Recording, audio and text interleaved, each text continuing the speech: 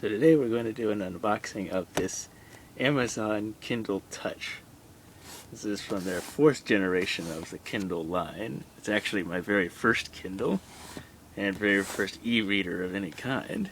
But after reading up about this compared to the original Kindle that they got at $79 versus $99 for this one, you actually get a little more features and capabilities with this one, so you might want to stick with this one if you're looking for a Kindle.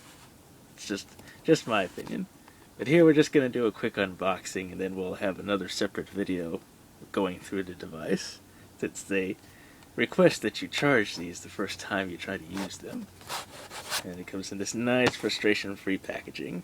All you do is tear that lip, you can get right in.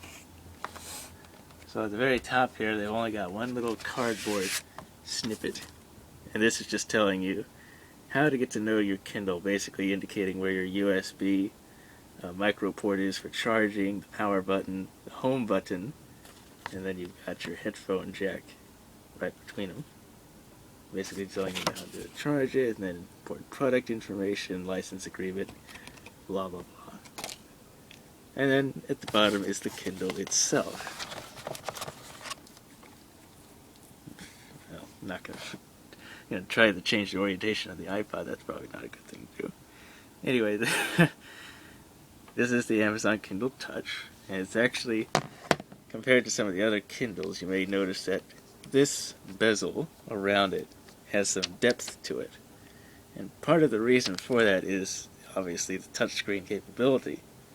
Now apparently, from what I've heard, the Kindle does not use something like a resistive touchscreen like I would kind of expect for something like this.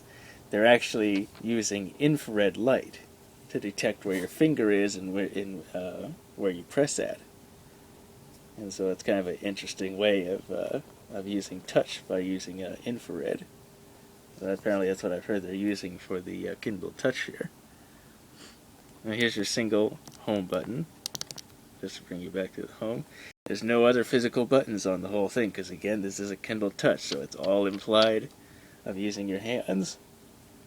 I go on the back side. You got this kind of matte finish on the back, and it does give you a little bit of a grip, so it doesn't fall out of your hands so easily.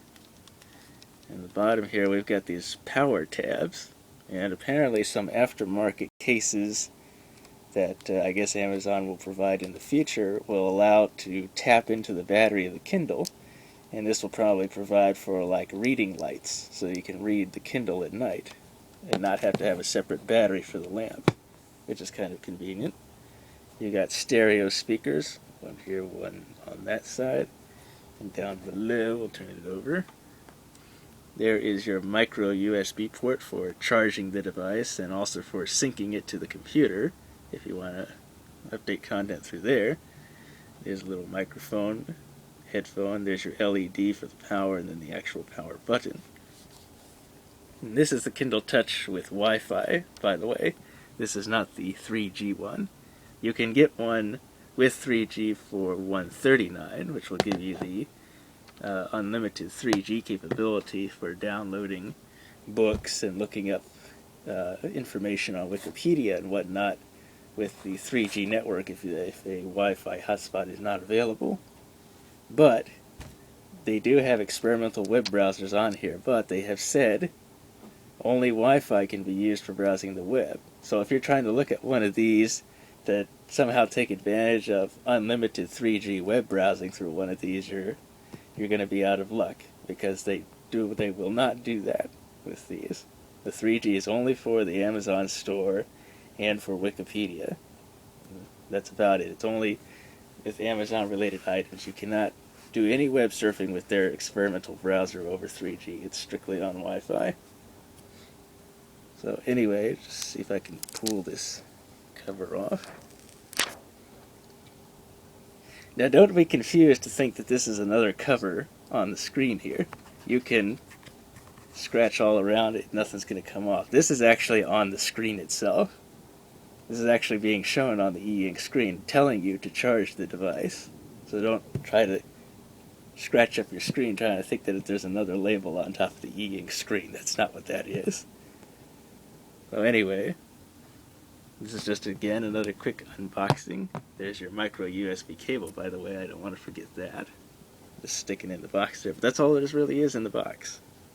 So again, this is an unboxing of the Amazon Kindle Touch. And again, there will be a video actually going through the device after I get it all charged up here.